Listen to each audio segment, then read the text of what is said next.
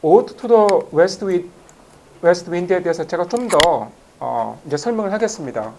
제가 강 영상에서 뭐 자세하게 설명을 했는데 이제 복습을 하는 차원에서 제가 한 번 더 짚고 넘어가도록 하겠습니다. 그 셸리는 이제 19세기 초반 그 영국의 시인이고, 자 여러분 그 셸리의 이제 그 아내가 메리 셸리예요. 여러분 그 메리 셸리는 다 이름을 들어보셨죠? 그 유명한 이제 그 프랑켄슈타인의 저자이죠. 예, 그래서 그러니까 사실 이제 오늘날은 이 시인 그 셸리보다도 그 아내였던 그 메리 셸리가 이제 더 잘 알려져 있는데, 이제 셸리는 그 영국 문학사에서도 아주 손꼽히는 탁월한 시인입니다. 자, 이 시는 그 오드이다.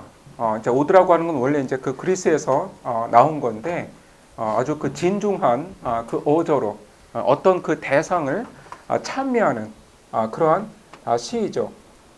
그래서 이제 이 시는 그러니까 Ode to the West Wind, 그 West Wind, 그 서풍에게 바치는 시이다.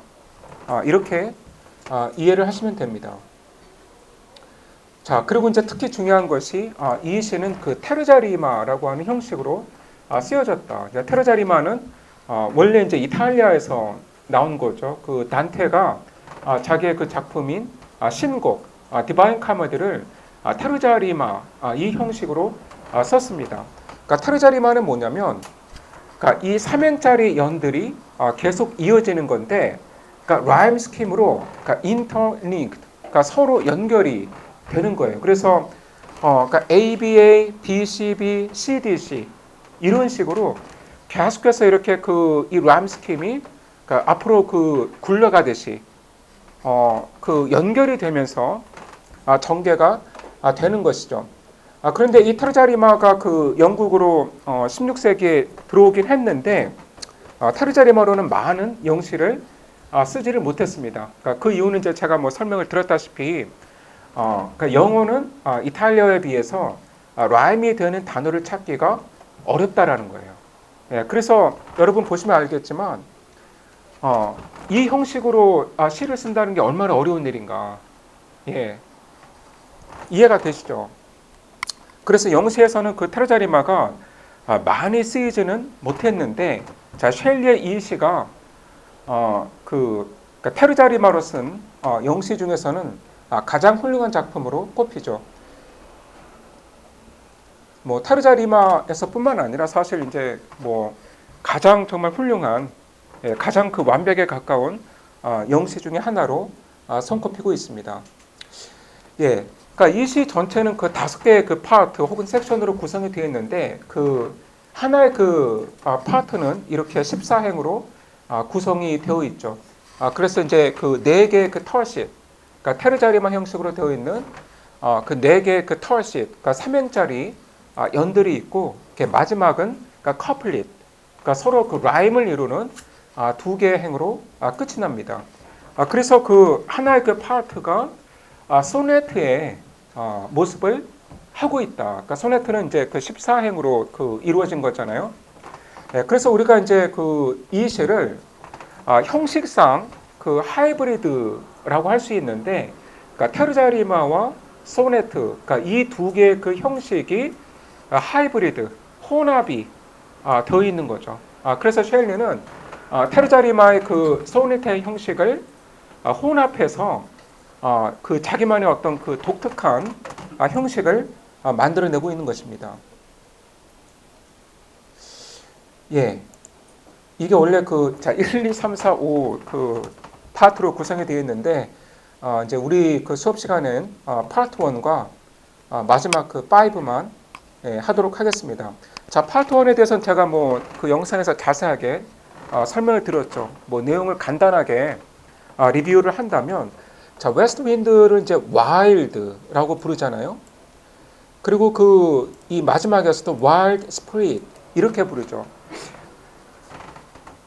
그래서 여러분 그 이 웨스트 윈드의 가장 중요한 그 특징은 그러니까 와일드하다라는 거예요.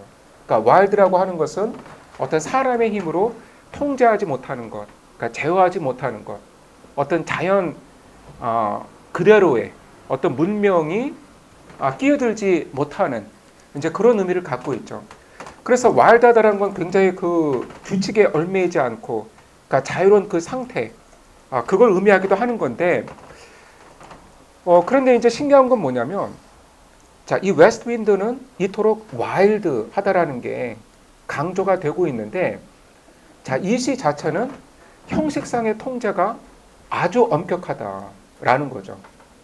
예, 그러니까 이게 지금 그 모순처럼 여겨지기도 하죠. 그러니까 이 시는 형식적으로 자, 타르자리마와 소네트의 그 하이브리드인, 어떻게 보면 형식적으로 굉장히 그 통제가 강한 그런 시인데, 그러니까 그런 시 안에 이 웨스트 윈드를 묘사하고 있는 것이죠. 그런데 웨스트 윈드의 특징은 뭐예요?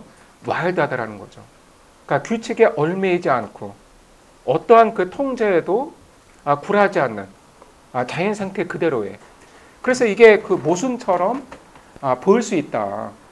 그렇다면 왜 이 와일드한 웨스트 윈드를 이토록 통제력이 강한, 어떻게 보면 영시 중에서 가장 형식적인 그 통제력이 강한 이 형식 안에 넣었을까? 그러니까 이 점을 이제 우리가 생각을 해볼 수가 있겠습니다. 그리고 이제 제가 뭐 설명을 했다시피 이 wind와 breath 또 이제 spirit, 자, 이 단어들은 라틴어의 어원이 같습니다. 예, 그래서 지금 그 셸리가 웨스트 윈드를 그러니까 breath 이렇게도 부르고 또 wild spirit 이렇게도 부르는 것이죠. 그래서 그 뭐 내용을 이제 리뷰를 하자면 지금 이 바람에 보이지 않는 그 존재 앞에서 the leaves that, 그러니까 죽은 나뭇잎들, 그러니까 낙엽들을 가리키는 것이죠. 그러니까 이 낙엽들이 쫓겨가고 있는데 마치 그 마법사에게서 달아나는 유령들의 모습과 같다. 그런데 이 나뭇잎들의 색깔들이 다양하죠. 그러니까 yellow, black, pale, and hectic red. 마치 그 병에 들린 사람들 같다. 그러니까 pale, 창백하죠. 또 열병에 걸린 것처럼 그 붉다. 이렇게 이제 표현을 하고 있습니다. 자, 그러면서 그 셸리가 이 나뭇잎들을 pestilence, 이 역병에, 그러니까 뭐 그 코로나 같은 그런 역병에 걸린 무리들이다. 그래서 지금 이 웨스트 윈드가 이 역병에 걸려 있는 이 나뭇잎들을 다 지금 몰아내고 있는 것이죠. 자, 그러면서 자, 이 웨스트 윈드가 하고 있는 일이 이 씨앗들, 그러니까 그 다음에 봄에 싹을 틔울 씨앗들을, 그러니까 dark wintry bed, 그러니까 이 씨앗들의 그 bed, 그 침대로, 그러니까 이 씨앗들이 그 겨울을 지낼 침대로, 그 장소로 데려다주는 그러한 역할을 하고 있는 거예요. 그래서 지금 이 날개 달린 이 씨앗들이 이 웨스트 윈드가 바래다주는 그 장소에서 이 겨울 동안 누워 있다가 그런데 마치 그 무덤 안에 누워 있는 이 시체처럼 그렇게 이제 겨울을 보내다가 봄이 오면, 그러니까 봄에 그 이 웨스트 윈드의 시스터라고 할 수 있는 그 바람이 불 때에 이 씨앗들이 공중으로 이제 흩어지면서 싹을 틔우고 그리고 이제 새로운 그 생명을 가져올 수 있게 되는 것이죠. 예, 그래서 이 웨스트 윈드의 시스터인, 그러니까 스프링 윈, 이 봄의 바람이 자기의 그 이 나팔을 아직 잠자고 있는, 그러니까 겨울잠을 아직 자고 있는 대지로 불고 그리고 이 들판과 이 언덕을 살아있는 그 색깔과 냄새로 채울 때, 그리고 이때 이 땅속에 묻혀있던 이 씨앗들이 이 공중으로 날아오르게 되는 것이죠. 그렇죠? 그래서 sweet birds like flags to feed in air, 마치 이 그 씨앗들을 흩뿌리는 모습이 이 들판에 그 가축을 흩어놓는 모습과 같다. 그런데 이 가축들이 그 흩어져서 이 그러니까 그 이제 풀을 뜯어 먹는 것이죠. 그러면서 이제 마지막에 그 wild spirit which are moving everywhere. 그러니까 바람은 이제 어디에서나 움직이는 이제 그런 존재죠. 그러니까 destroyer and preserver. 예, 그래서 왜 그 웨스트 윈드를 destroyer and preserver 이렇게 부르는 걸까? 그러니까 뭘 destroy하고 뭘 preserver 한다라는 것일까? 그러니까 우선 그러니까 destroy 한다라는 것은 어떤 그 과거의 잔재들, 구체제의 잔재들, 그러니까 지금 더 이상 이제 필요하지 않은, 그러니까 없어져야 할 것들을 일소하는 것이죠. 그러한 것들을 다 청소를 몰아내는 것이죠. 이제 그런 면에서 이제 그 디스트로이어이고 이제 프리저버는 그 다음에 봄에 싹을 틔울 씨앗들을 보존하는 거잖아요. 예, 그래서 이제 새로운 시대를 준비하는 그러한 역할을 한다라는 거예요. 어떤 그 새로운 그 시대의 그 씨앗들을 보존하기 때문에 preserver라고 하는 것이죠. 예, 그래서 제가 이제 영상에서 이 웨스트 윈드는 그 이제 그 자연의 그 바람이지만, 예, 자연 속에 그 속한 존재이지만, 여기서는 어떤 혁명의 기운, 그렇죠? 어떤 혁명의 사상, 이러한 것을 의미하는 것으로 보인다. 이제 이렇게 해설을 했었습니다. 그 마지막에 보면 그 셸리가 hear, oh hear, 그러니까 나의 말을 들어달라고 이렇게 간청을 합니다.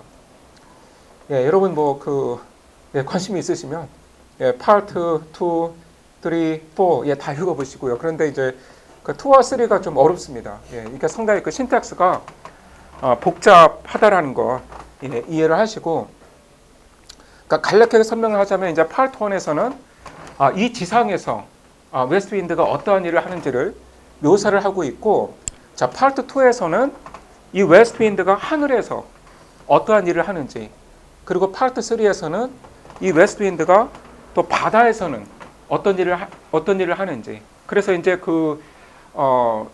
이 지상 또 하늘 이 바다 이 세 개의 그 서로 다른 영역에서 웨스트 윈드가 어떠한 작업들을 하고 있는지를 묘사를 하고 있고, 그러니까 파트 4에서는 이제 자기 자신에게로 돌아와서 그러니까 웨스트 윈드와 같이 되고 싶은 이 시인의 그 소망을 이야기를 하고 있습니다.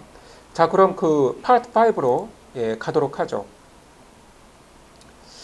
예, 파트 5는 그 비교적 쉽거든요. 예, 여러분 한번 이 낭송을 들어보시겠습니다.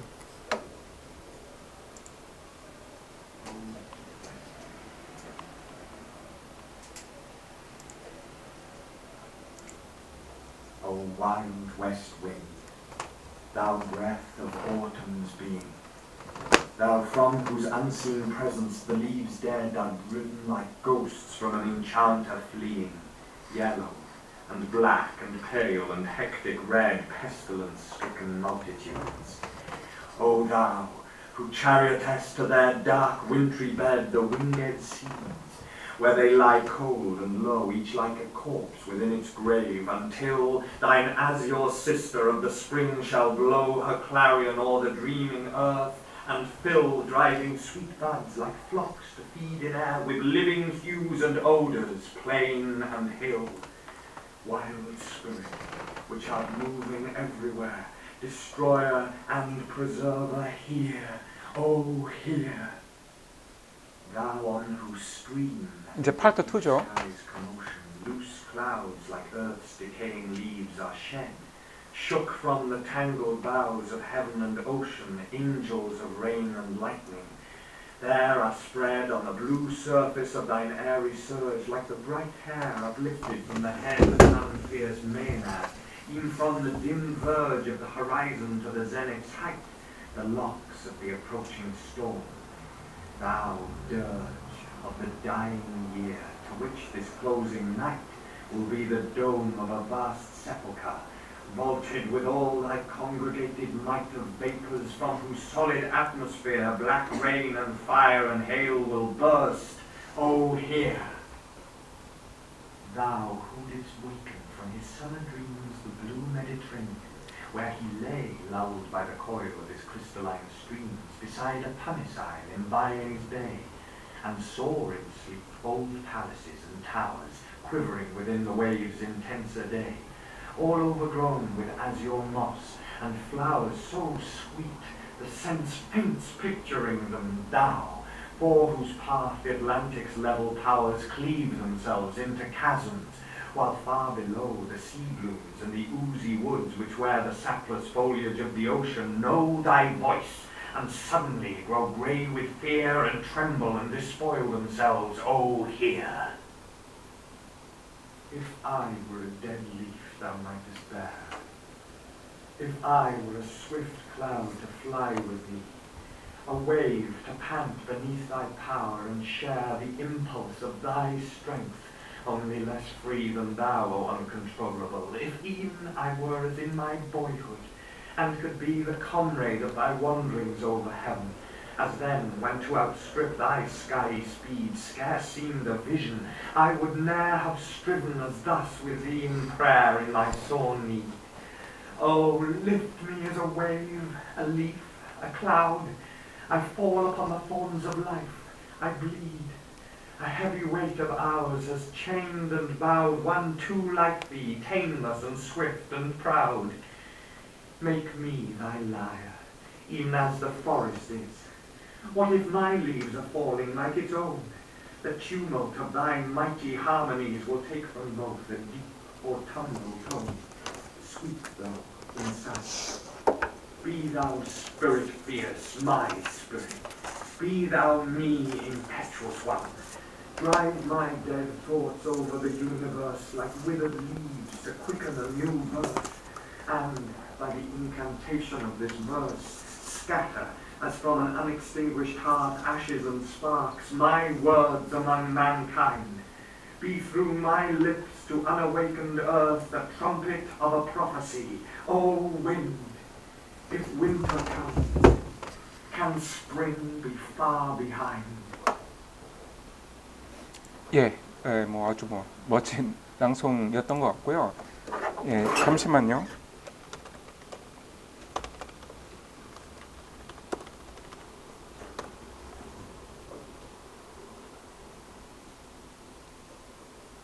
예, 예. 자, 여러분 파트 5를 하도록 하겠습니다. 자, 첫 행부터 보시면 make me thy liar, 그러니까 나를 당신의 liar로 만들어 달라. 그러니까 수금으로 만들어 달라고 하는 건데, 자, 여기서 liar는 특별히 그러니까 wind harp를 가리키죠. 자, 이게 어떤 거냐면 이제 지금은 이게 없는데 18세기에 아주 유행했던 물건이라고 합니다. 그러니까 이게 그러니까 사람이 연주를 하는 게 아니라 그러니까 하프 악기인데 뭐 창가나 아니면 이제 바람이 잘 부는 곳에 두면 이 바람에 이제 반응을 해서 이제 바람에 이제 흔들리면서 그러니까 이 윈 하프에서 소리가 나는 거예요. 예, 그래서 제가 이 유튜브에서 이걸 찾았는데 이런 거예요.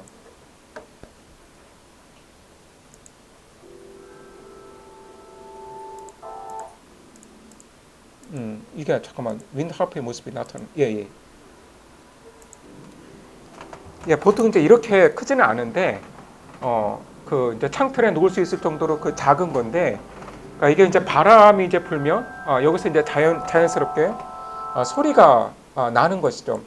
그런데 이제 셸리가 지금 윈 하프를 지금 소개를 하고 있는 건 이 당시에 윈 하프는 어떤 시인의 마음과 자연 사이의 관계를 비유하는 그러한 물건이었다. 그러니까 여러분 자연으로부터 바람이 불면 그러니까 윈 하프가 그거에 반응을 해서 음악 소리를 내는 것이죠.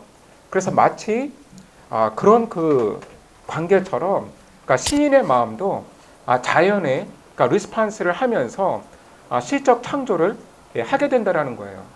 그래서 이제 그 당시에 뭐 셸뿐만 아니라 여러 시인들이 시인의 마음과 자연 세계의 관계를 이 윈 하프에 비유를 했습니다. 그래서 이제 윈 하프가 바람에 반응해서 음악을 창조하는 것처럼 시인의 마음도 자연의 아름다움에 반응해서 시적 창조를 하게 된다라는 것이죠.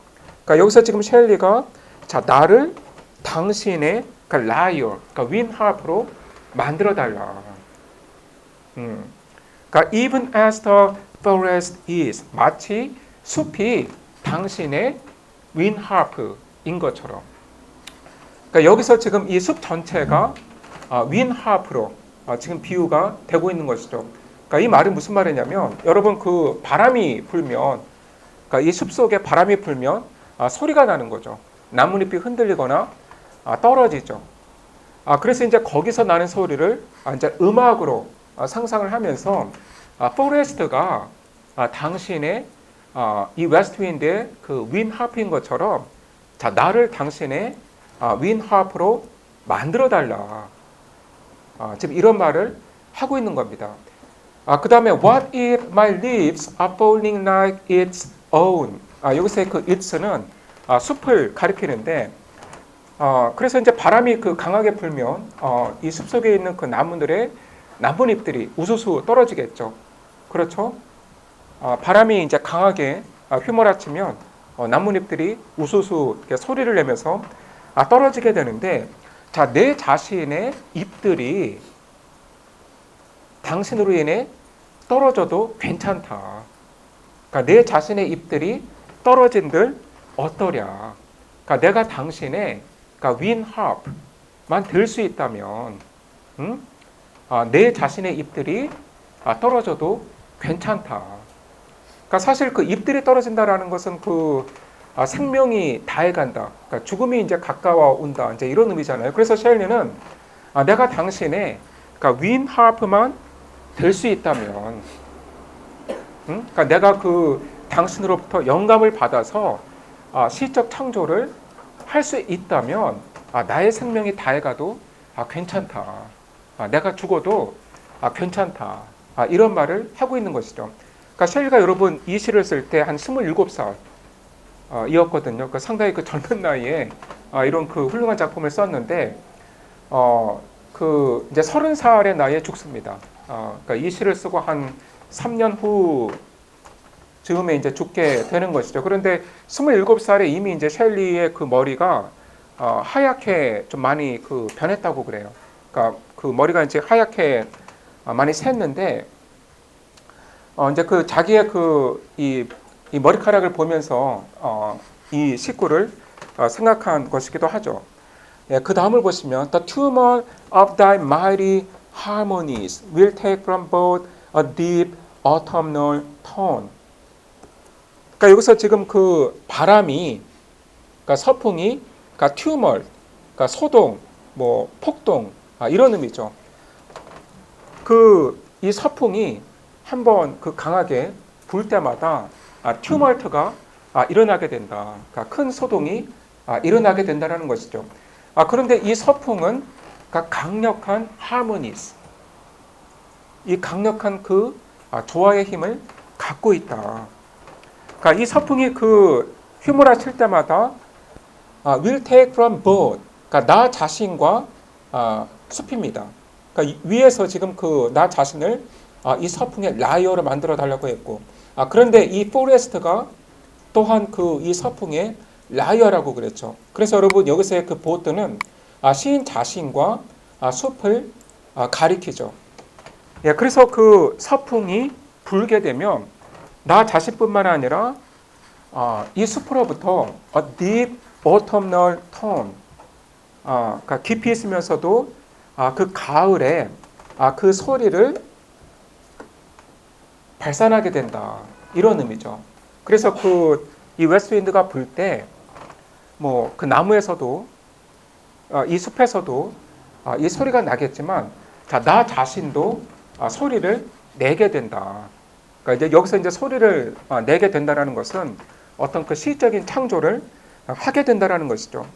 그런데 이제 이 소리를 a deep autumnal tone, 그러니까 깊이가 있는 그 가을의 그 톤을 내게 된다라는 의미입니다.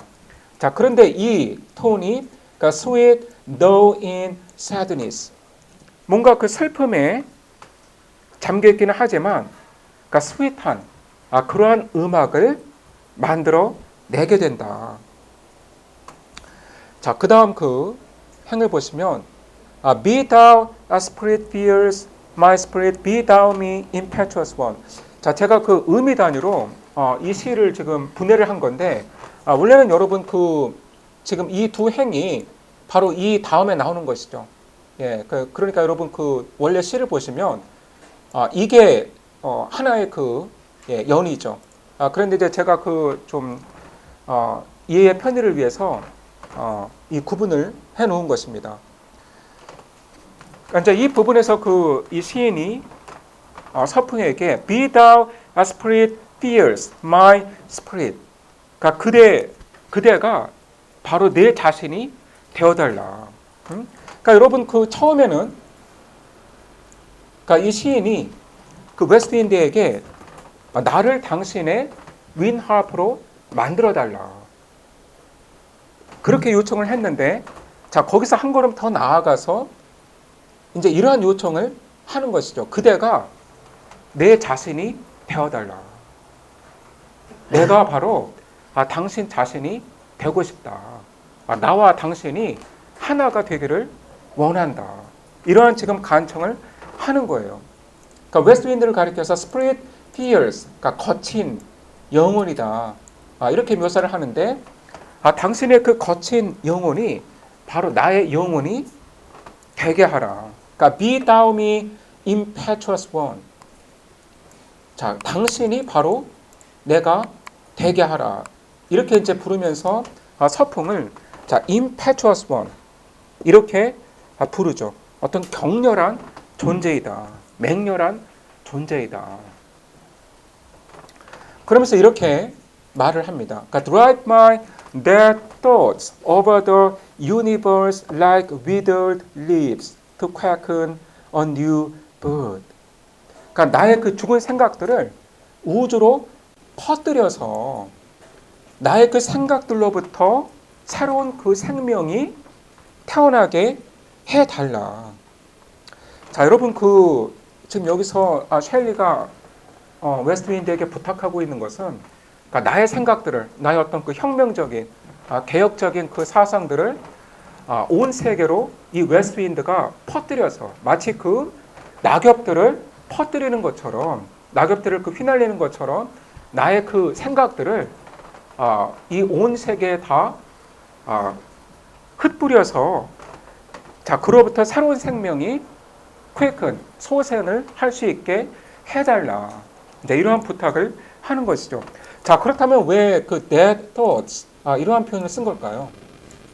그러니까 물론 그 셸리의 생각들은 살아있는 생각들이고 다른 사람들에게 큰 영향을 줄 수 있는 어떤 혁명의 그 씨앗을 심을 수 있는 그러한 생각들이죠. 그런데 여기서 그 dead라는 형용사를 쓴 건 뭐냐면, 그러니까 여러분 그 여기서 지금 셸리가 나의 생각들이 우주 전체로 퍼져나가서 마치 그 시든 나뭇잎들처럼 어떤 새로운 생명의 그 걸음이 되게 해달라. 지금 이런 말을 하고 있는 것이거든요.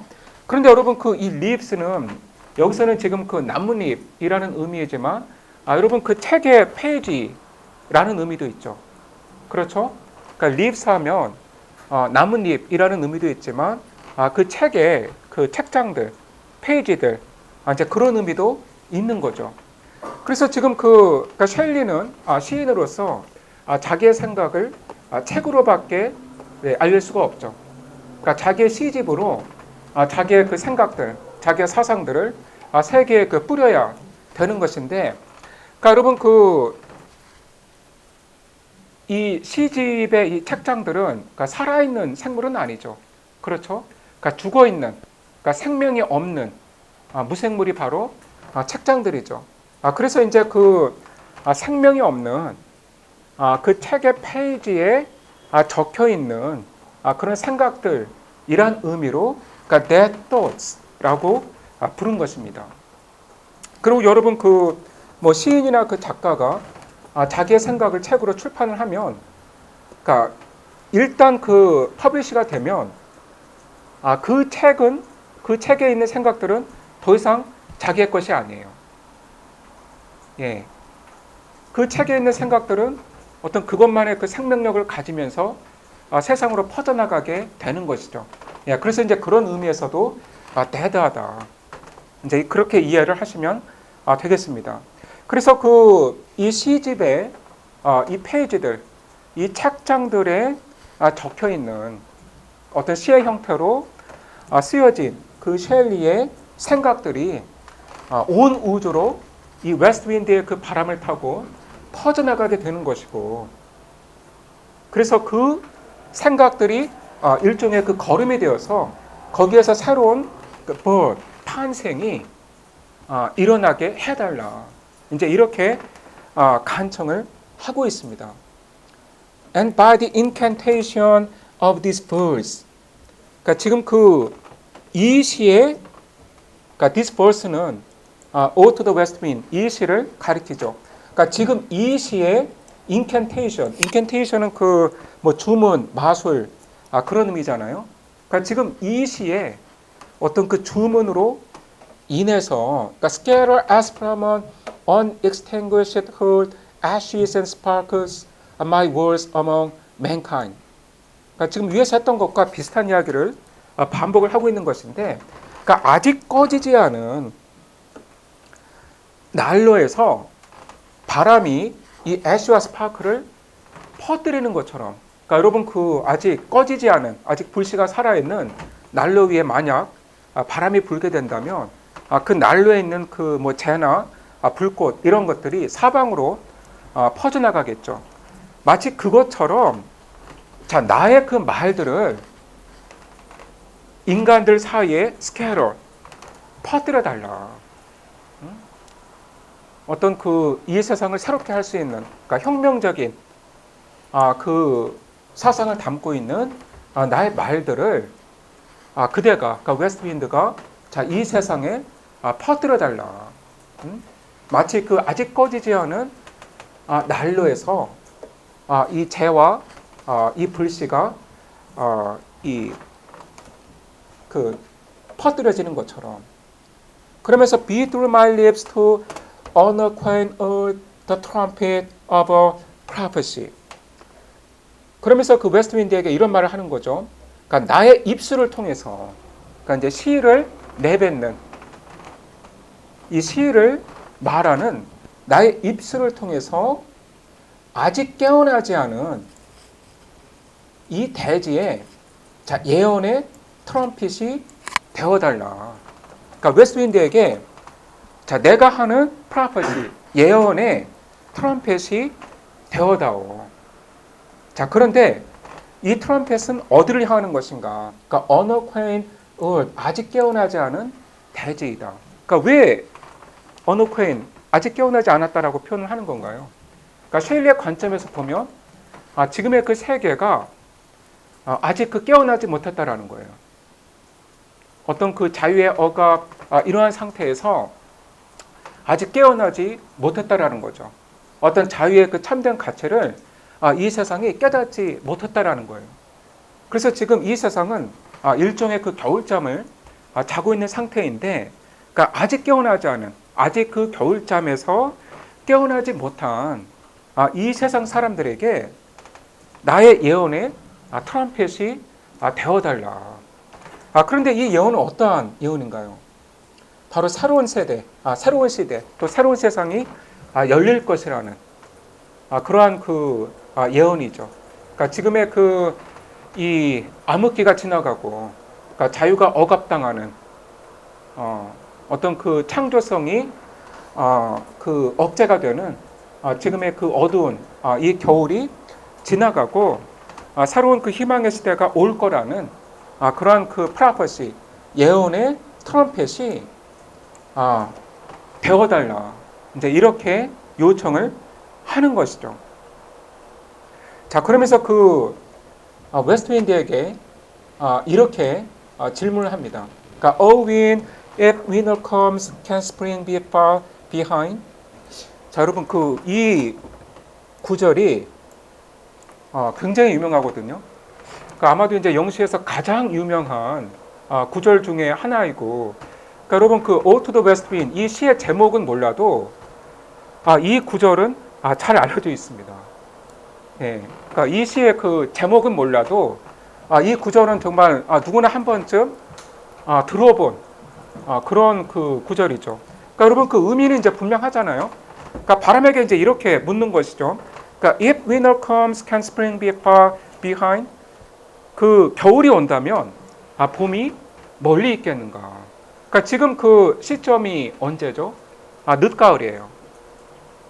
그러니까 지금 그러니까 셸리가 이탈리아의 언 해변에서 늦가을에 이 웨스트 윈드가 이 불면서 자연 세계에 그 일으키는 변화를 관찰하고 있는 중인 건데, 그러니까 지금 그 윈터 겨울이 오고 있죠. 그러니까 이미 그 겨울의 그 느낌이 그 충만한데, 자 겨울이 온다면 봄이 멀리 있겠는가? 그러니까 여러분 이 구절을 영시에서 가장 유명한 리토리컬 퀘스천이라고 하거든요. 여러분 그 리토리컬 퀘스천이 뭔가요? 그러니까 이제 수사적인 질문이라고 하는 건데, 그러니까 진짜 질문이 아니잖아요. 그러니까 뭔가 궁금해서 하는 질문이 아니라 그 yes냐 no냐 이제 그 답변을 상정하고 있는 이제 그러한 질문이 리토리컬 퀘스천이죠. 그러니까 이 질문의 답은 뭔가요? 당연히 이제 yes가 되는 거죠. 그러니까 겨울이 오면 당연히 이제 봄이 오는 거죠. 그런데 이제 여기서 그 겨울이 의미하는 말은 뭘까요? 바로 그 자유의 억압. 그러니까 제가 이제 그 강의에서 설명을 했다시피 지금 시점은 1819년이에요. 자, 프랑스 혁명이 완전히 실패로 끝난 것처럼 보이는 그런 때입니다. 그래서 유럽의 모든 나라들이 프랑스 혁명 이전으로 돌아갔어요. 그러니까 프랑스 혁명이 어떤 그 역사의 진보를 위해서 아무것도 정말 한 게 없는 것처럼 보이는 시점이죠. 그러니까 유럽의 이제 모든 나라들에서 프랑스 혁명 이전에 그 절대 왕정들이 복구가 된 이제 그러한 그 상황이죠. 그래서 셸리가 보기에는 지금 유럽은 그러니까 윈터 겨울에 있는 거예요. 그러니까 자유의 억압, 어떤 그 창조성의 억압, 어떤 그 독재, 포갑, 이러한 그 시대인데, 스프링은 뭐 당연히 이제 여기서 의미하는 바는 어떤 그 메타포적으로 자유의 회복, 그렇죠? 어떤 자유로운 그 창조성, 이러한 것을 의미하겠죠. 자, 그런데 여러분 이제 흥미로운 사실은 뭐냐면, 이 질문이 정말로 그 리토리컬 퀘스천인가? 그러니까 yes라고 하는 답변이 전제가 되고 있는 질문인 건가? 그러니까 셸리는 정말로 그 겨울 다음에 봄이 온다라는 것을 확신을 하고 있는 건가? 그 질문을 이제 하고 싶은데, 여러분 이거 제가 준비를 해온 건데, 자 원래 그 셸리가 이렇게 썼단 말이에요. 그러니까 그 드래프트를 보면 원래 이제 셸리가 썼던 말은 질문이 아니라 스테이트먼트였다. 그러니까 원래는 when winter comes, spring lags not far behind 이렇게 썼다란 말이죠. 그러니까 겨울이 오면 봄이 그렇게 멀리 있는 것이 아니다. 그러니까 여러분 이거는 이제 그 스테이트먼트죠. 그러니까 당연히 그 겨울이 오면 그 다음에 봄이 곧 올 거라는 어떤 그 확신에 담겨 있는 진술인데, 셸리가 이제 시를 리바이즈를 하면서 이렇게 그 퀘스천으로 바꿨단 말이죠. 그러니까 oh if winter comes, can spring be far behind? 그래서 이렇게 바꾼 의미가 뭘까? 그러니까 이 질문이 정말로 그 리토리컬 퀘스천인가? 이제 이렇게 정리를 해볼 수 있을 것 같은데, 제가 여기서 타이핑을 하겠습니다. 그러니까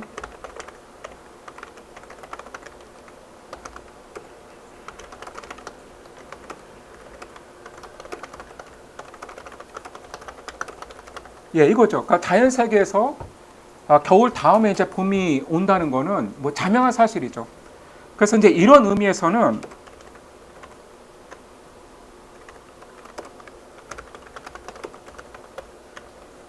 리토리컬 퀘스천이 되는 것인데, 그런데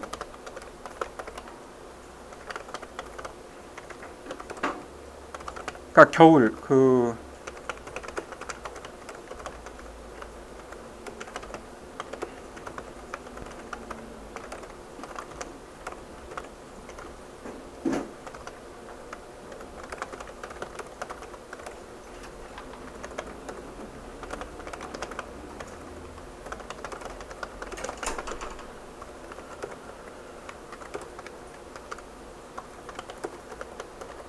예, 그러니까 뭐 이제 이렇게 정리를 할 수 있지 않을까 싶습니다. 그러니까 이게 자연 세계에서는 너무나 당연한 건데, 그런데 현실 세계에서도, 그러니까 겨울, 그러니까 이 겨울이 의미하는 바는 자유의 억압, 독재입니다. 그런데 이 겨울 다음에 봄, 즉 자유의 회복, 창조성의 시대가 온다는 것이 자명한 사실이 될까? 그러니까 이거에 대해서는 의문을 품고 있는 거예요. 그러니까 그런 면에서 그러니까 제뉴인 퀘스천이 되는 것이죠. 그러니까 정말 모르겠다 이거예요. 그러니까 자연 세계에서는 겨울이 오면 그 다음에 곧 봄이 도래한다는 것은 뭐 너무나 당연한 뭐 질문을 할 필요가 없는 그러한 사실인데, 과연 이게 현실 세계에서도 자명한 진리가 될지 아닐지는 알 수가 없다라는 거예요. 그런데 이제 셸리는 뭐 그래도 믿는 거예요. 그러니까 처음에 이제 이거를 그 스테이트먼트로 썼잖아요. 그러니까 스테이트먼트로 썼다라는 거는 현실 세계에서도 겨울 다음에 봄이 오는 거야. 이제 그거에 대해서 의심의 여지가 없었던 건데, 그런데 이제 이 질문으로 바꾼 것은 뭐냐면 여기에 그 일종의 그 스캡티시즘, 그러니까 회의가 들어간 거죠. 의문이 들어간 거예요. 그러니까 1819년에 그 시점에서 볼 때 너무나 그 독재 체제가 공고하기 때문에 과연 이 체제에, 이 자유를 억압하는 이 공고한 체제에 변화가 온다는 게 가능할까? 그러니까 과연 이 체제가 정말 뭐 무너질 수 있는 것일까? 그러니까 그런 그 의문이 들 수밖에 없는 거죠. 예, 그래서 이 자유의 시대가 올 거라는 것을 뭐 믿고는 있지만, 그러나 이제 마음 한켠에 그러니까 스캡티시즘, 그러니까 회의가 있는 거죠. 그래서 그러한 어떤 그 회의감을 이러한 그 질문으로 표현을 한 것이 아닌가. 예, 그렇게 해석을 할 수가 있습니다.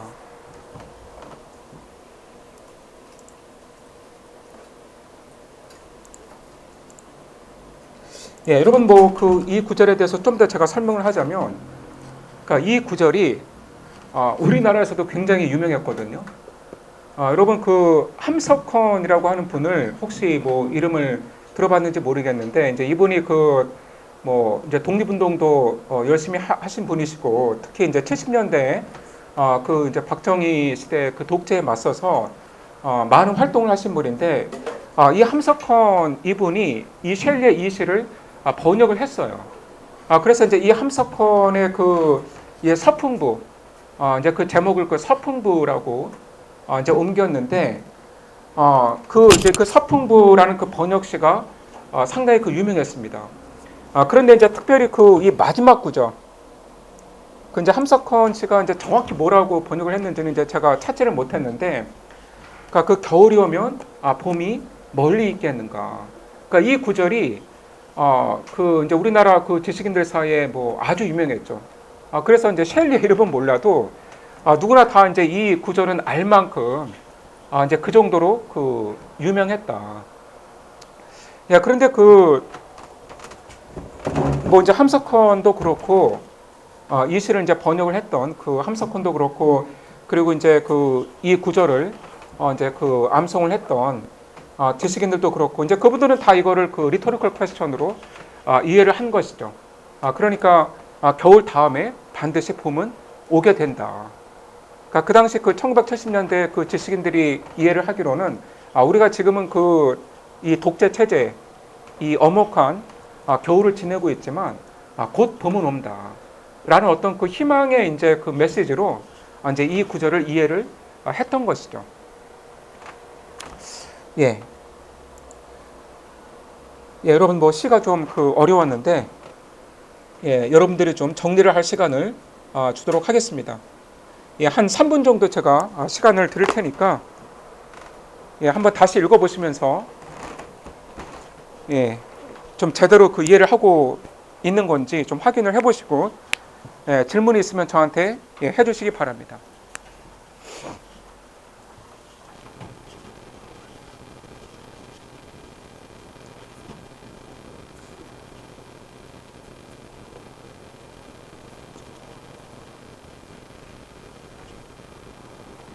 예, 잠시만요.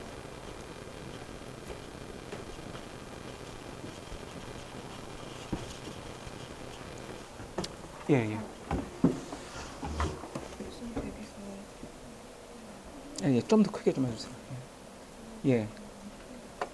스미트 온 세븐스라는 걸 음. 잘 모르겠어서 이게 그 가을바다 같은 소리가 음. 난다까지 이해가 됐는데 이 스미트랑 세븐스가 어떻게 같이 공존하고 있는 건지. 예, 예. 그 이제 가을의 입장에서는 이제 아니 이 포레스트의 입장에서는 곧 이제 나뭇잎들이 다 떨어지고 이제 겨울을 맞아야 하는 것이죠. 네. 이제 그런 점에서 이제 그 사드니스라고 아, 표현을 할 수가 있는 거고. 알겠어요. 그리고 이제 셸리는 그러니까 셸리도 이제 비슷한 것 같아요. 셸리는 어떻게 보면 이제 27살밖에 안 된 시점이지만 이제 자기의 죽음이 이제 좀 머지 않았다라는 걸 이제 직감을 하고 있거든요. 예. 그러면 스미트는 음. 왜 그러니까 이 웨스트윈드가 뽑아내는 그러니까 나 자신과 그 포레스트로부터 뽑아내는 그 소리가 아름답다라는 것이죠. 그것은 어떤 그 예술 작품으로서 아름다움을 갖고 있는데 이제 그 안에 슬픔이 느껴진다.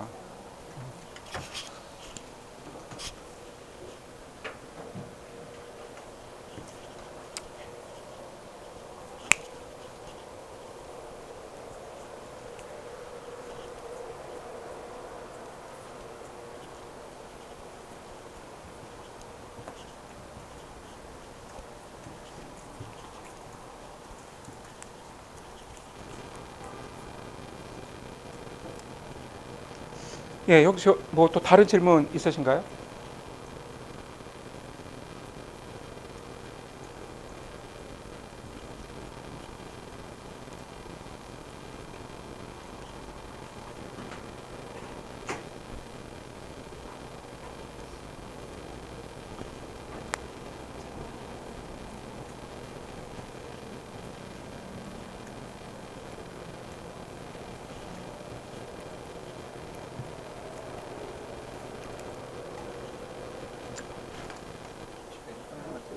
예? 메모장이요?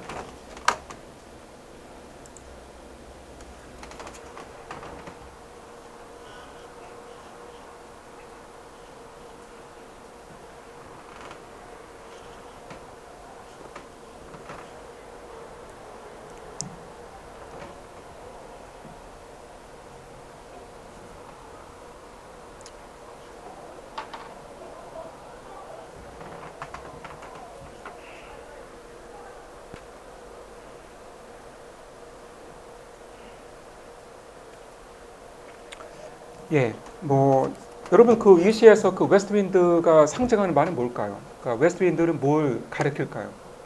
뭐 이제 여러 가지 그 의미가 있을 수 있는데, 예, 그 웨스트윈드는 어떤 그 변화의 바람, 어떤 그 창조성의 바람, 또 시인에게 시적 영감을 불어넣어주는 그러한 그 이제 바람이죠. 뭐 또 다른 의미가 있을 수 있을까요? 그리고 셸리 자신이 말했던 것처럼 그러니까 destroyer and preserver 인 것이죠.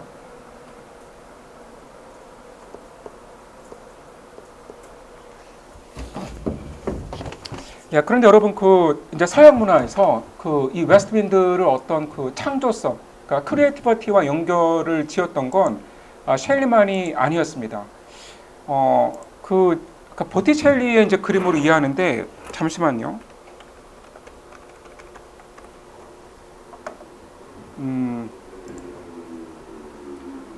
그러니까 제가 이제 왜 G마켓에 나타나지? G마켓 보티첼리. 예, 보티첼리.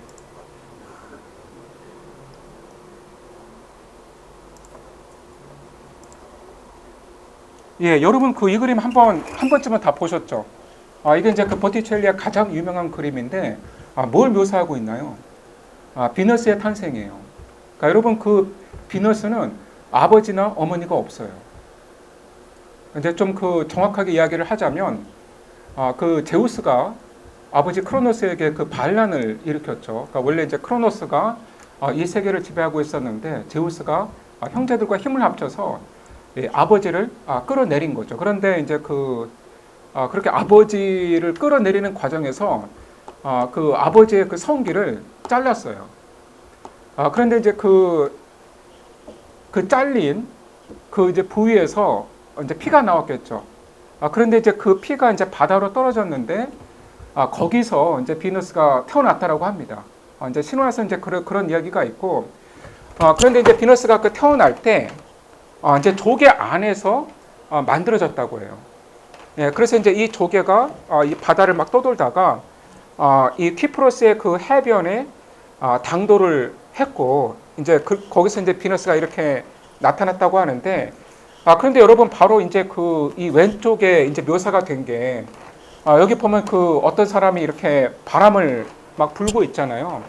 이 사람이 이 그리스 신화에 나오는 서풍의 신, 그러니까 웨스트 윈드의 신인 제피로스입니다. 그러니까 영어로는 그 제파이어라고도 하는데, 그러니까 이 제피로스가 이제 이 비너스가 타고 있는 이 조개 껍질을 키프로스 섬으로 불었던 거죠. 예, 그래서 이제 이 비너스가 탄생하는데 이 제피로스가 이제 중요한 역할을 하게 됩니다.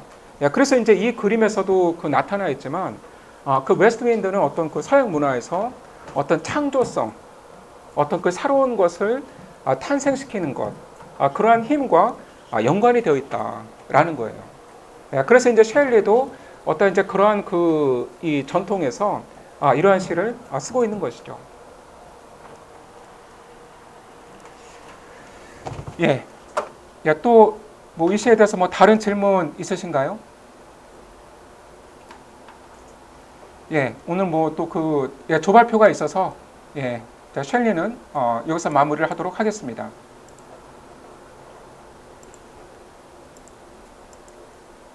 예, 자, 조발표가 Anecdote of the Jar.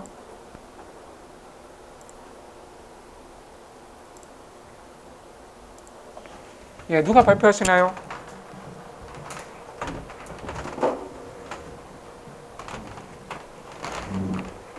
시작해 주세요. 발표 시작하겠습니다. 안녕하세요. 저희는 월러스 스티븐스의 Anecdote of the Jar에 대해서 발표하도록 하겠습니다.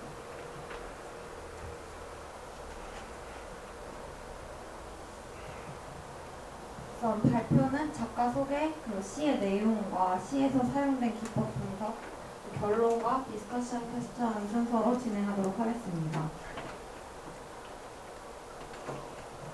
우선 작가 월러스 스티븐스에 대해서 소개해드리도록 하겠습니다.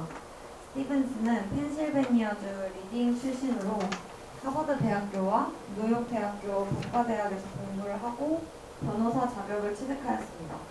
그는 일생의 대부분을 보험회사에서 근무했는데 직장 생활을 하는 틈틈이 이미지스의 기관지인 포에트리에 기고하였습니다. 1904년부터 1916년까지 법률 활동을 하면서 왕성한 창작 활동을 겸했고, 또 1916년에는 법률 활동을 하면서 보험회사의 간부가 되기 위해 코네티컷에 있는 하트포드로 이사를 가서도 시창작 활동을 이어갔습니다. 그는 자신의 시인으로서의 생활과 직장인으로서의 생활을 철저하게 분리했고, 그랬기 때문에 보험회사 관계자들은 그가 시인이라는 사실을 알지 못했던 것으로 알려져 있습니다.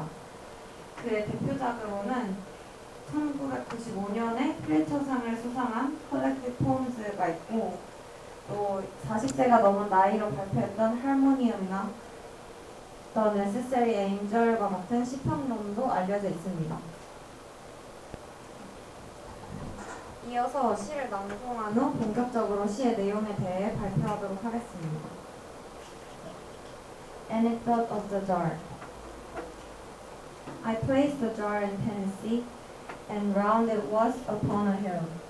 It made the slovenly wilderness surround the hill. The wilderness rose up to it, and sprawled around, no longer wild. The jar was round upon the ground, and tall and of a port in air. It took dominion everywhere. The jar was gray and bare. It did not give a bird or bush, like nothing else in Tennessee.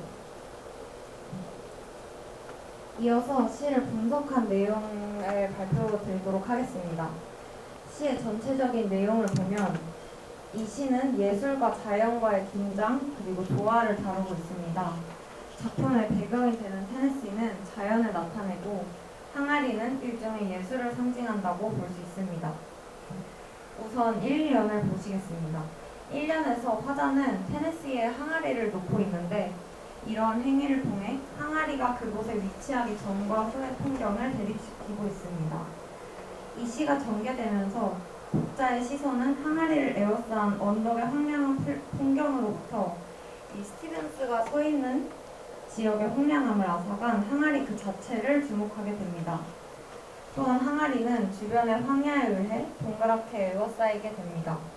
이렇게 항아리가 지저분한 황야에 둘러싸이는 것은 상상력이 현실에 자극이 되는 것을 의미하고 또 상상력이 현실의 질서를 부여하는 것을 나타냅니다. 이어서 2연을 보시겠습니다. 2연에서는 항아리의 높이까지 황야가 솟아오른 후 황야가 비옥한 땅이 되고 항아리가 당당하게 서 있게 됩니다. 이는 예술이 자연을 지배하는 것을 나타낸다고 해석할 수 있습니다. 첫 연에서는 이 상상력의 소산인 항아리가 현실에 자극을 주고 또 어떠한 질서를 부여하는 것으로 암시되었다면 이어진 2연에서는 이 항아리라는 예술품이 테네시라는 자연, 그 현실을 지배하고 통치하는 것이 암시되고 있습니다.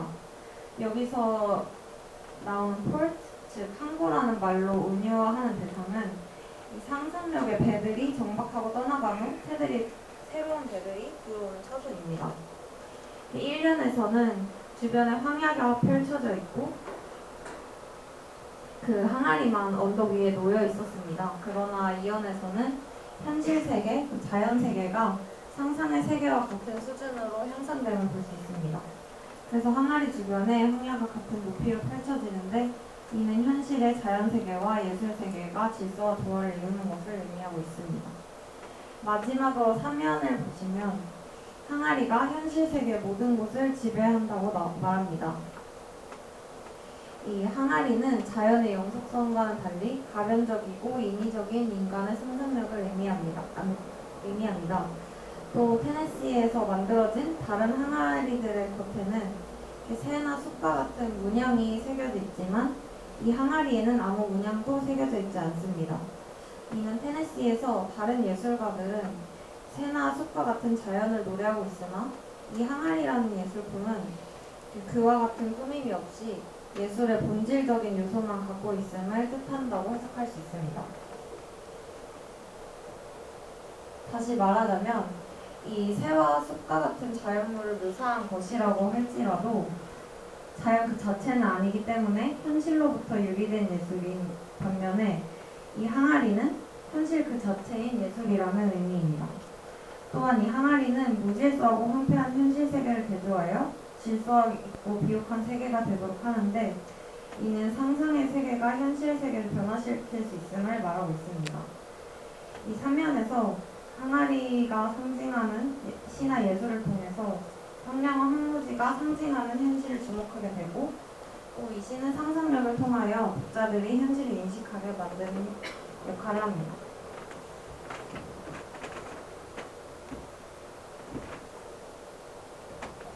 다음으로 시에서 쓰인 기법을 분석해 보려고 하는데요. 여기 그 오타가 있는데 람빅이 아니라 iamбic입니다. 저희가 지금까지 살펴봤던 iambic 테트라미터와는 다르게 iambic 테트라미터를 사용하고 있는 걸 볼 수가 있는데요. I placed a jar in Tennessee and round it was upon a hill. 이렇게 이와 같은 형식으로 약간격이 4개씩 있는 방식으로 이를 사용하고 있습니다. iambic tetrameter는 고대 그리스나 라틴어에서 많이 사용했던 언어로 우리가 흔히 배워왔던 펜타미터보다 더 빠르고 생동감 있는 느낌을 줍니다. 다음으로는 alliteration에서 찾아볼 수가 있는데요. It made the slaughterly wilderness surround the hill. It did not give bird or bush에서 bird or bush에서 비음의 반복을 보실 수가 있는데요. 여기서 역시 생동감 있는 리듬을 주어 시행을 우리가 빨리 읽도록 합니다. 또한 시는 인젝먼트를 사용하고 있는데요. 1연의 3행과 4행, 2연의 3행과 4행 사이에는 인젝먼트가 사용되어 19의 의미가 그 행 안에서 종결되는 것이 아니고 다음 행까지 이어집니다. 이것 때문에 우리가 또 호흡을 빠르게 하여 시를 읽게 되는 효과가 만들어집니다. 또한 주목할 만한 것은 소리와 운율이 또 어떻게 사용되었는가인데요. 항아리는 둥글다 보니까 항아리의 둥근 이미지가 라운드 소리의 반복을 통해서 음성학적으로 연상되고 있습니다. 라운드 소리란 다양한 틈사로 나타나고 있습니다. 일단 라운드는 형용사, 서라운드는 동사, 어라운드는 부사, 라운드는 명사로서 다양한 품사의 반복되는 단어의 사용을 통해서 독자의 마음에 원형의 이미지를 창조하고 있는 것입니다. 1행과 8행까지는 엔드라임이 없다가 9행과 10행의 everywhere, where에서만 라임이 나타나는 것 또한 시의 특이점 중 하나입니다. 다음으로는 이제 시에서 사용됐던 주제와 상징에 대해서 조금 더 분석해 보려고 하는데요. 먼저 Anecdote of the Jar라는 시는 인간 사회와 자연 세계 사이의 관계를 표현하는 시로 특히 자신을 둘러싸고 있는 환경에 지배력을 행사하고자 하는 인간의 욕구를 그려냅니다. 인간이 자신이 만든 jar라는 물건을 자연의 한가운데 배치시키고 이 창작물로 인해서 자연이 더 이상 wilderness가 아니게 되는 것을 통해 우리가 알 수 있듯 이 시는 인간의 정돈된 창작물과 자연의 본성적인 자유분방함을 대비시키고 있습니다. 그러나 동시에 인간이 창조한 단지는 비어 있습니다. 이러한 사실을 언급함으로써 인간이 자연에 대한 지배력을 가지고 있다는 생각 또한 마치 환상처럼 비어 있는 것임을 제시합니다. 특히 이는 마지막 면에서 강조되는데 인간은 창조하고 생산물을 만들어낼 수 있는 능력을 가지고 있기는 하지만 그들이 만들어낸 창조물은 그 자체로는 비어 있는 것입니다. 결국 인간의 창조물이 자연을 지배한다는 생각은 허상이며 인간의 상상력과 문명은 자연을 반영할 수밖에 없는 것입니다. 자연은 결국 인간의 궁극적인 창조의 힘을 가지는 존재인 것입니다. 이 시에서 자연은 단지 인간의 문명을 지배를 받는 존재가 아니라 인간의 창조성과 문명이 결여한 주체적인 번영 가능성을 가진 존재입니다. 이 시에서 suddenly wilderness라는 단어로 표현되는데 이는 문명과는 반대 지점에 있는 지저분한 그리고 정돈되지 않은 이라는 의미를 형성합니다. 화자는 단지가 언덕에 놓여 있음으로써 wilderness가 no longer wild라고 표현을 하는데 이는 자연에 길들여지지 않은 자유로운 창조성이 단지로서 표현되는 인간 문명의 지배로는 양립 불가능한 것임을 나타냅니다. 이 시에서 사용되고 있는 jar의 상징성에 대해서 좀 더 알아보고자 하는데요. 단지는 초점의 중심이 되기도 하고 테네시의 황야를 변모시키는 존재이기도 합니다.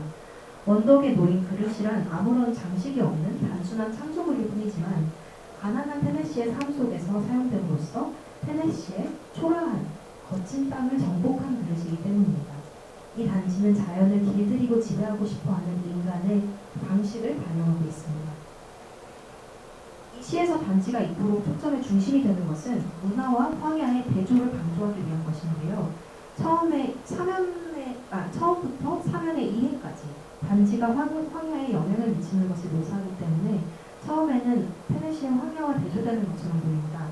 그러나 이 시의 마지막 두 줄, 테네시에 있는 어떤 다른 것이 그러지 않는 것처럼 그것은 새도 숲도 내놓지 않았다라는 것은 단지가 토양에서 생겨난 것이고 그것을 만든 사람의 상상력 역시 토양의 것임을 의미합니다. 이는 문화가 우리의 자연에 영향을 미치기 이전에 자연이 인간의 상상력에 영향을 미친다는 것을 뜻합니다. 단지는 대지와 인간 정신의 만남 혹은 현실과 상상력의 만남을 통해 척박한 땅에서 인간이 장소를 만들며 살 수 있었던 것의 상징이 되고 있습니다. 결론적으로 단지는 인간이 자신이 속한 자연 세계를 이해하고자 하는 목적을 성취하려는 매개로 해석될 수 있는데요. 우리가 자연에 대해 더 많이 알고 지배하려고 할수록 자연의 순수성은 파괴되고 있습니다. 한편 단지는 그 자체로 창조성을 가지고 있는 존재는 아닙니다. 그 창조성은 자연에서부터 나오는 힘으로 단지 자체는 그 안을 가득 채우는 본성적 힘을 결여하고 있습니다. 궁극적으로 The Anecdote of the Jaw는 인간의 창조물과 자연 간의 상호성을 암시하고 있습니다. 인간의 예술과 문명은 자연에 대한 지배력을 가지고 있는 것처럼 보이지만 결국 자연이 인간의 창조성에 대한 원천이 된다는 것입니다. 또한 인간 창조성은 자연의 진정한 창조적 특성을 결여한다는 점에서 인간 문명은 이 자연을 지배하거나 압도하는 것이 될 수 없습니다. 저희가 지금까지 시를 분석해보았고요. 디스커션 퀘션을 준비했는데요. 먼저 시인은 자연과 인공물이 양립가능하다고 보는가? 또 사고적 영향을 주고받으며 존재할 수 있음을 인정하는 것인가? 그리고 단지가 굳이 둥글고 회색이고 장식이 없다고 묘사되는 것을 우리는 어떻게 해석할 수 있을까? 그리고 시인은 왜 굳이 단지라는 상징물을 이용했는가? 라는 질문 준비해보았습니다. 감사합니다.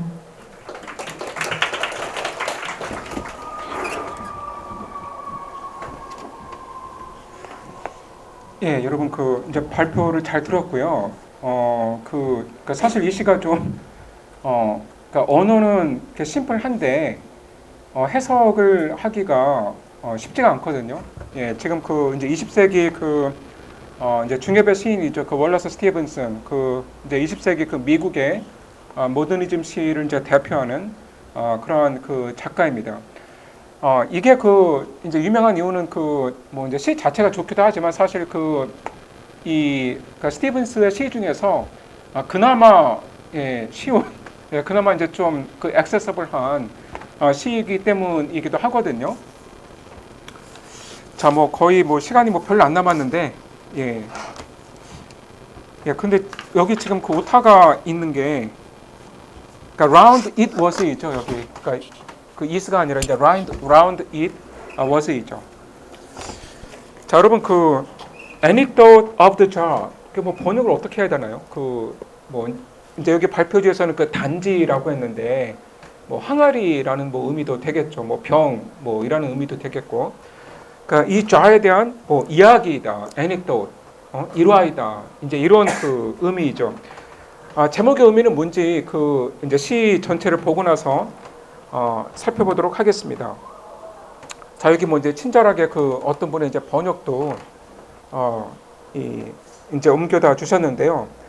자, 첫 항을 보시면 자, I placed the jar in Tennessee. 자, 테네시에는 어느 장소에 내가 이 jar를 두었다. 자, placed. 그러니까 여러분 이 I가 주어이고 이 placed가 동사잖아요. 그러니까 타동사이죠. jar라고 하는 목적어를 갖고 있는. 그러니까 I placed the jar. 그러니까 항아리를 놓는 뭐 이 jar를 놓는 이 행위는 그러니까 의식적인 행위이죠. 그렇죠? 그러니까 뚜렷한 의식과 목적이 있는 행위이죠. 예, 그래서 이제 이게 의미하는 바는 그러니까 예술의 이제 창조는 그러니까 의식적인 행위라는 거죠. 그러니까 우리가 이제 어떤 예술을 창조할 때에는, 그러니까 어떤 예술품을 만들 때는 우리가 이제 분명한 어떤 의식을 갖고 하는 것이죠. 그러니까 conscious한 행위다라는 의미입니다. And round it was upon a hill. 그런데 어느 언덕 위에 이 jar를 둔 것이죠. 그런데 어떠한 변화가 일어났나요? 자, it made a lovely wilderness. 자, 슬러블리는 뭐 단정치 못한 초라한 뭐 되는 대로의 그런 의미를 갖고 있는데, 그러니까 jar가 있기 전에는 그냥 윌더니스였어요. 그렇죠? 그냥 황무지, 황야였죠. 그냥 뭐 별로 뭐 볼품이 없는, 뭐 딱히 그렇게 뭐 아름답다라고 이제 말할 게 없는 그냥 황량한 벌판이었는데, 자, 언덕에 이 jar를 두니까 이 황야가 surround that hill, 그 언덕을 surround, 감싸더라, 에워싸더라. 자, 이게 뭘 의미하는 걸까요? 자, 여기까지만 그 설명을 하고 마칠 텐데, 그러니까 여러분 그 좌를 두기 전에는 사실 시선을 딱히 둘 곳이 없죠. 그러니까 이 아이의 입장에서, 그러니까 이 화자 입장에서는 이 좌를 그 두기 이전에는 이 황야를 볼 때 뭐 딱히 시선을 집중시킬 곳이 없는 거죠. 그런데 지금 이 어느 언덕 위에 좌를 두니까 어떠한 효과가 일어났는가? 자, 그 시선이 이 좌에게 집중이 되면서, 그러니까 시선이 이 좌로 확 빨려 들어가면서 주변의 모든 것이 그 좌를 둘러싸고 있는 듯한 그러한 그 효과가 일어나는 것이죠. 그래서 그 좌가 그 황야의 중심이 되어버리는 것이죠.